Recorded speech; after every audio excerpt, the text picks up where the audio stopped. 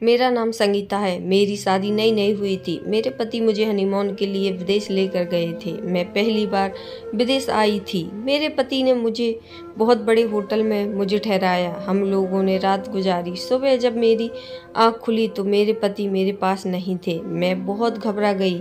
मैंने सबको पूरे होटल में ढूंढा मगर मेरे पति का कहीं भी नज़र नहीं आ रहे थे। पूरा 1 महीना इंतज़ार करने के बाद मेरे पास जितने भी पैसे थे सब खत्म हो गए। इसलिए मैं अपना सारा सामान लेकर उस होटल से जा रही थी। तभी उस होटल का मैनेजर मेरे सामने हाथ पांव जोड़ने लगा और कहने लगा कि आप यहाँ से ना जाएं। आप यहाँ से चली जाएंगी तो मेरा और इस होटल का क्या होगा? आपकी वजह से ही तो यह होटल चल रहा था। पता नहीं वह मुझसे क्यों ऐसी बहकी बहकी बातें कर रहा था और मैं तो ऐसा कुछ भी नहीं किया था। फिर वह क्यों ऐसी बातें कर रहा था कि मेरी वजह से होटल चल रहा है। मुझे मैनेजर से होटल से बाहर नहीं जाने दिया और मेरा सामान लेकर मेरे रूम में ले जाकर रख दिया और कहा कि आप यहाँ से नहीं जा सकती। आप मेरी बात माने, हम लोगों को घर आपकी ही वजह से चल रहा है। यहाँ भी कहने लगा कि आप अपने पति की चिंता ना करें, वह जहाँ भी होंगे सही सलामत होंगे, मगर आप फिलहाल अपने कमरे में जाएं। आपको किसी चीज़ की ज़रूरत हो तो बेझिझक हम लोगों को बताएं। उन लोगों की बात सुनकर वापस होटल वाले कमरे में आ गई और सोचने लगी कि यह होटल वाले लोग मुझे इस तरह इज्जत क्यों दे रहे हैं। आखिर मैंने किया क्या है? जहाँ तक मुझे याद है मैंने तो ऐसा कुछ नहीं किया कि फिर यह सब लोग क्या?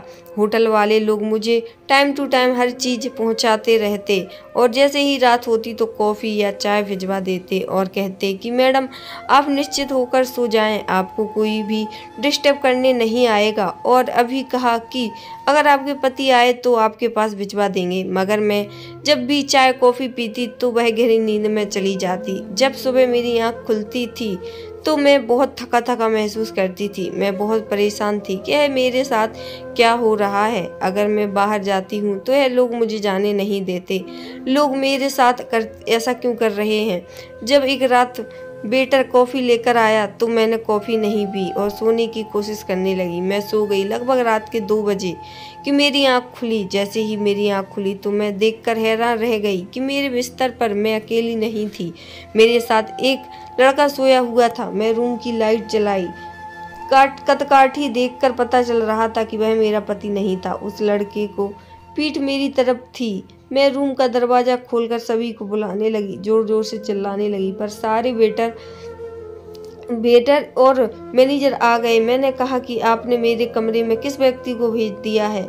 आप लोग मेरे क्या कर रहे हैं? तभी होटल का मैनेजर बोला कि आप ध्यान से देखें, यह आपके पति है जिसे आप तलाश कर रही थी। वही तो है यह रोज आपसे मिलने आते हैं। मैंने कहा यह मेरे पति नहीं है, आप लोग झूठ बोल रहे हैं। जब मैं आई थी तो क्या आपने मेरे पति को देखा नहीं था? मैंने अपने मोबाइल से फोटो निकाला और दिखाया, यह मेरे पति हैं। फिर जैसे ही शोर मचा तो वह लड़का उठ खड़ा गया और जब मैं उसे देखा तो मेरे रोंगटे खड़े हो गए। मैं थर थर काँपने लगी। यह वह लड़का था जो कॉलेज के दिनों में मुझे बेइंतहा मोहब्बत करता था, मगर मैं ऐसी नहीं चाहती थी कि यह बड़े घर का बिगड़ा हुआ लड़का था। इसी हर लड़की के पीछे पड़ने की आदत थी और मेरे भी पीछे हाथ धोकर पड़ा गया था। कहता था कि मैं तुम्हें दिल जान से चाहता हूँ, पर यकीन नहीं करती थी क्योंकि जैसे यह कितने बड़े घर का लड़का था और मैं एक गरीब घर की लड़की थी। यह हर आए दिन गर्लफ्रेंड चेंज करता रहता था। ऐसे में मैं कैसे इसका विश्वास करती? मुझे हर तरीके से पाने की कोशिश करता था। इसको अपनी ज़िंदगी में शामिल करना नहीं चाहती थी। इसका नाम राजीव था। उसने मेरे घर पर अपने घर वालों को भी भेजवाया था, लेकिन मैंने अपने माँ बाप को बता दिया कि राजीव कैसा लड़का है। अगर राजीव किसी चीज़ के पीछे पड़ता तो उसे हासिल करके ही दम लेता है। मगर मैं भी अपनी जिद पर अड़ी थी कि मैं गरीब लड़की जरूर हूँ, मगर अपनी ज़िंदगी के इसके साथ नहीं बिता दूंगी, क्योंकि यह हर लड़की को कुछ दिन घुमा फिरा कर उसे यूं ही छोड़ देता था। इसने मुझे अपने ही लाख कोशिश की, लेकिन मैं इसकी बातों में नहीं आई। इसी बीच मेरे माँ बाप ने इससे तंग आकर जल्दबाजी में मेरी शादी कर दी और मेरे पति मुझे विदेश लेकर आए। मगर मुझे यह नहीं पता था कि यह मेरा पीछा कर रहा है और मुझे यहाँ तक यकीन था कि इसी ने मेरे पति को कहीं छुपा कर रखा है। मैं होटल के मैनेजर को कहा कि आप क्यों मेरे हाथ पांव पड़ते हैं, इसी ने कुछ किया है। तभी होटल के मैनेजर ने कहा कि हाँ, इन्होंने कहा था कि आप उनकी पत्नी हैं और आपकी दिमागी हालत ठीक नहीं है, इसलिए हर रात मैं वह आपको दवाई देते हैं, आपको वह दवाई खिला दीजिए, क्योंकि अगर आप मुझे सामने देखती हैं तो मारने दौड़ती हैं। और यह काम करने के लिए मुझे बहुत सारे पैसे भी दिए थे। जब आप दवाई खा कर सो जाती हैं तो यह आपके कमरे में आते हैं, मगर मुझे नहीं पता था कि यह आपके पति नहीं है। इनकी और भी क्लाइंट हमारे होटल में ठहरे हुए हैं, उनकी वजह से ही हमारा होटल चलता है। मुझे लगा कि आप इनकी पत्नी है, इसलिए आपको यहाँ रुकने से जोर जबरदस्ती करने लगा था। मुझे नहीं मालूम था कि यह आपके प्यार में यहाँ तक आया है। कहीं आपसे यह सच में प्यार तो नहीं करते? जब मैनेजर ने मुझसे कहा तो मैंने कहा, यह चुप हो जाओ, शादीशुदा हूँ और मेरे पति कुछ दिनों से गायब है। मुझे शक इसी पर है। आप मेरी मदद करें या ना करें, मगर मैं पुलिस को मदद लूंगी। राजीव खड़ा होकर सारी बात सुन रहा था। आपकी बात ठीक है, पुलिस को आप कॉल करके बुलाएं। मैं यहाँ से कहीं हिलने वाला नहीं हूँ। तुम क्या सोचती हो कि मैं तुम्हारे प्यार में यहाँ तक आया हूँ तुम्हारा पीछा करके? तुम इस गलतफहमी में मत रहना। मैं यहाँ अपने बिजनेस की वजह से आया हूँ। तुम यकीन करो या ना करो, तुम्हें तो मेरी हर बात झूठी लगेगी। मैंने तुम्हें दिल से चाहा था, मगर फिर भी तुमने सोचा कि मैं तुम्हारे साथ टाइम पास कर रहा हूँ, मगर यह तुम्हारी गलतफहमी थी। तुम्हारी वजह से मैं इतना सुधर गया कि मैंने अपना बिजनेस इतना आगे बढ़ा लिया। मैं यहाँ अपने बिजनेस की डील करने आया हूँ, मगर यहाँ तुम मिल गई। मैंने कहा, तुम झूठ बोल रहे हो। तुमने मुझे अपना बनाने के लिए क्या क्या नहीं किया, और यह सब करने के पीछे भी तुम्हारा मकसद है।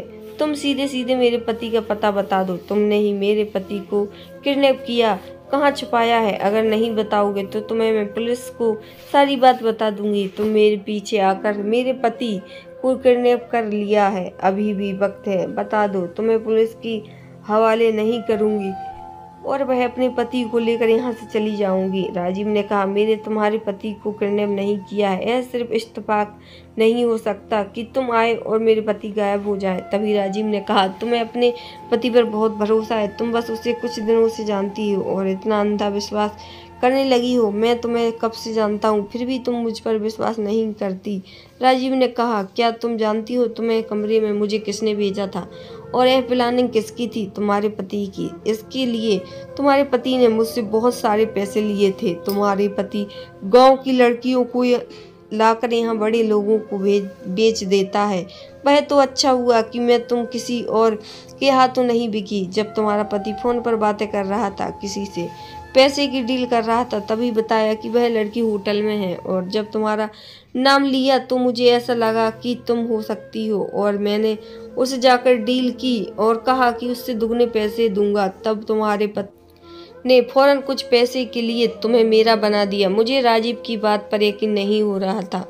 तभी राजीव ने कहा कि यह देखो, डिवोर्स पेपर तुम्हारे पति ने पहले ही रात को तुमसे धोखे से साइन करवा लिया था। लो, देख लो, यह तुम्हारे पति के सिग्नेचर हैं या किसी और का है। और हाँ, साथ में अपने पति का भी देख लो। अगर यकीन नहीं हो रहा है तो मैं उसकी बात पर यकीन नहीं कर रही थी, क्योंकि मुझे कुछ समझ में नहीं आ रहा था। मुझे ऐसा लग रहा था कि राजीव मुझे अपने पति के खिलाफ भड़का रहा है, पर मैं अभी भी उसकी बात पर यकीन नहीं कर पा रही थी।